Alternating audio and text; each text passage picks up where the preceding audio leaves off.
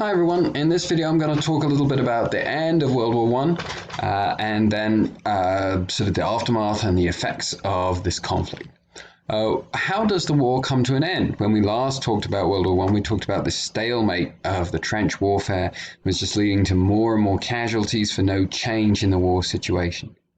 There are a couple of reasons why the war comes to an end. The first is that Italy, which was originally aligned with Germany and Austria against France, changes sides and starts trying to gain territory from Austria. So there's a new front that Germany and Austria have to fight on. Second reason is that the United States enters the war because of German submarine warfare in the Atlantic, which is attacking American shipping, which is bringing supplies to Great Britain, and also that the English intercept and release a message from the Germans to the Mexican government trying to incite the Mexicans to go to war against the Americans. It's a foolish decision on the part of the Germans in hindsight, and it means that from this point onwards, American opinion and American political power is going to lean more and more towards going to war, look for an opportunity to go to war, and declare war in 1917. Around the same time, Russia, which has been having a very difficult time fighting against the Germans and even against the Austrians, spirals out of the war. Dissatisfaction with the war, dissatisfaction with the Tsar, leads to the Russian Revolution that we'll talk about more next week. And the Russian government is overthrown, it's replaced, and the new government negotiates a treaty with the Germans and the Austrians to take Russia out of the war.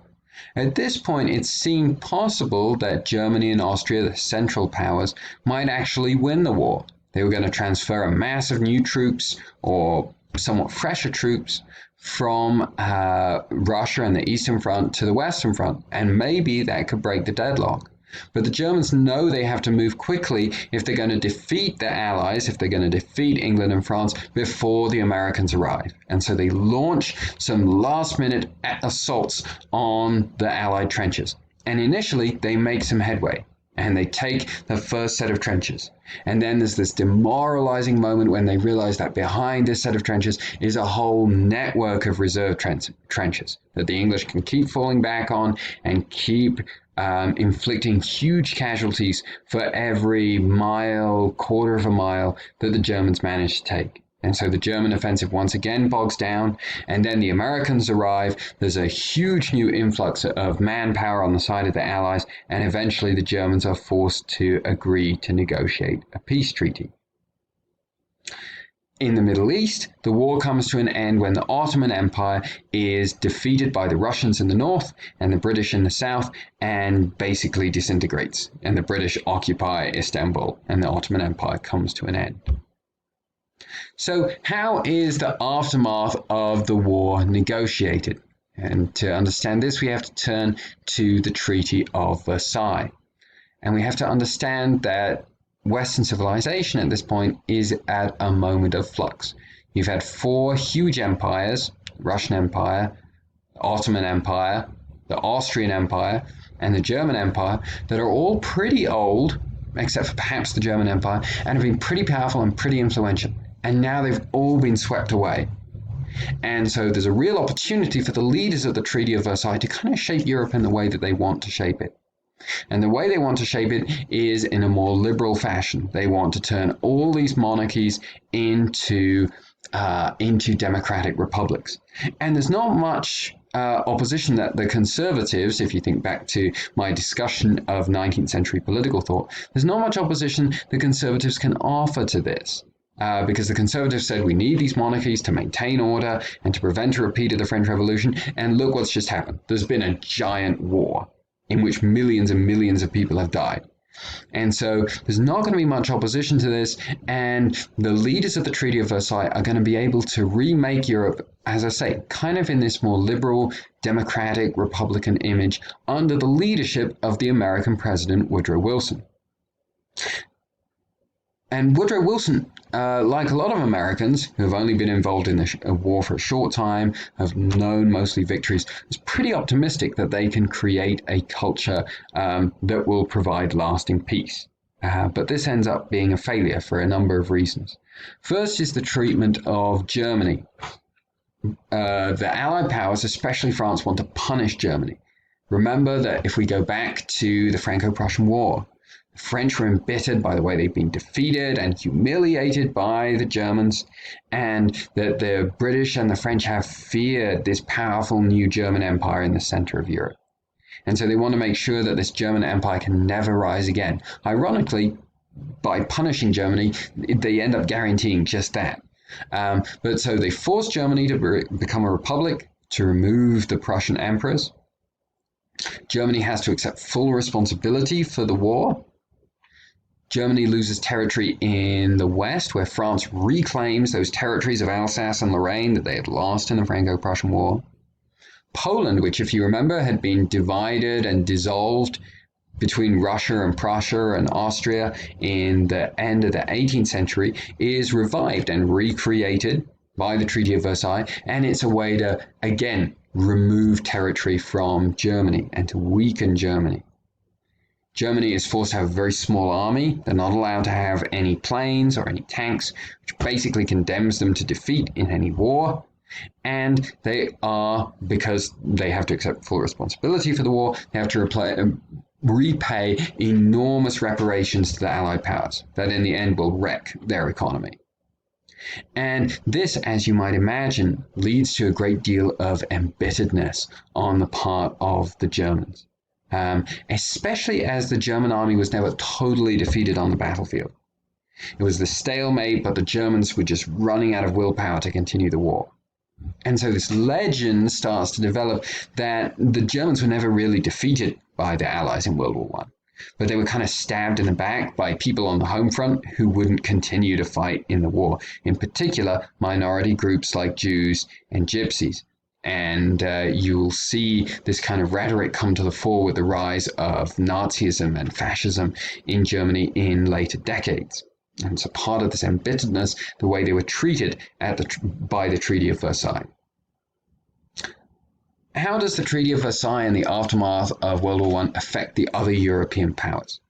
Russia has to give up a huge amount of its territory as part of its peace treaty with Germany. That territory is never returned.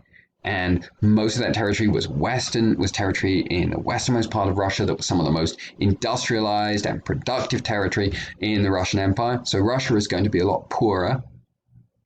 Austria, this old Austrian empire, is kind of medieval empire, is broken up, is turned into a republic, and is broken up into all these new little nation states. And this is the other big mistake that the Treaty of Versailles makes.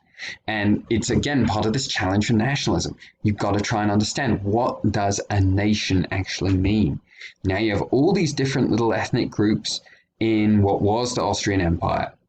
And do they all get a nation? In which case you're going to have 80 nations in the Balkans.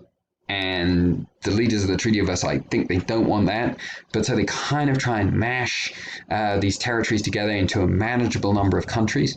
And in doing so, they put together different ethnic groups, different language groups that have no history, but now are going to have a rivalry because of this idea of nationalism and whose nation is it going to be. And so the Treaty of Versailles creates a vacuum in Eastern Europe that's going to be taken over first by Nazi Germany and then by Soviet Russia, and also encourages sectarian violence between the different ethnic groups in Eastern Europe. I'm going to talk a little bit now about the settlement of the Ottoman Empire after World War I. So the English and the French control the Ottoman Empire, and they decide to divide it up for their own interests, to support their own colonial interests. One, they want control of trading routes across the Middle East that will connect them with their colonies in Asia. And two, with the Second Industrial Revolution, oil is becoming increasingly important. They want access to the oil resources and other resources in the Middle East. So the Middle East is divided between a French sphere of influence, modern-day Syria and modern-day Lebanon, and a British sphere of influence to the south. And in the British sphere, we find that the British create a territory called Palestine, and they encourage Jewish settlers to come and settle in this territory, the historic territory of the biblical Israelites. And this is seen as a great betrayal by Arab allies who had fought with the British in World War I on the promise that they would receive their own Arab state. And now they find these Jewish settlers are coming there and settling in this state. The British also create the region of Iraq, or the country of Iraq, which is going to be under their protection. And they create the country of Saudi Arabia and promote their allies, the House of Saud, to become the kings of this new country of Saudi Arabia. So these are the ways in which England and France make the countries of the modern Middle East after World War I. And this is really important for understanding the modern world. That again, these countries are created with little regard for ethnic sensibilities, for religious sensibilities, and in a lot of ways guarantee continued conflict in the Middle East, as we've seen in the later 20th and early 21st century. Lastly in this video, I want to talk about the broader social effects of the war. There is a real cultural devastation at the horror of World War I.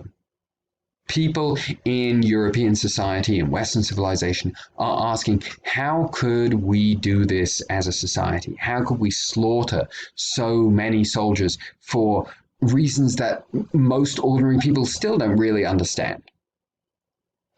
What does it say about us as a society? It seems to say some pretty unpleasant things about this society for this war to happen. And you have to understand this happens in a context when people were very optimistic about their society.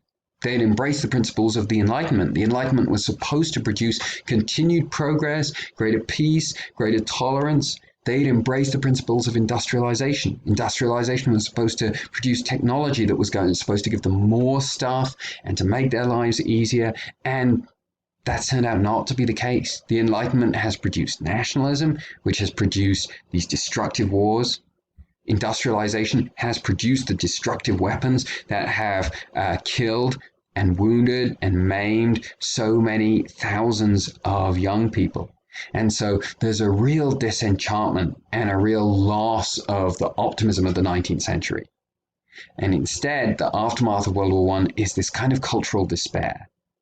Or if not fully cultural despair that we'll see after World War II, at least cultural disenchantment.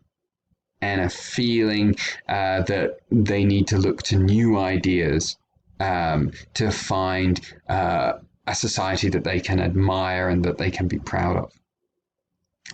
Okay, I'm going to leave it there, and I'll see you next week.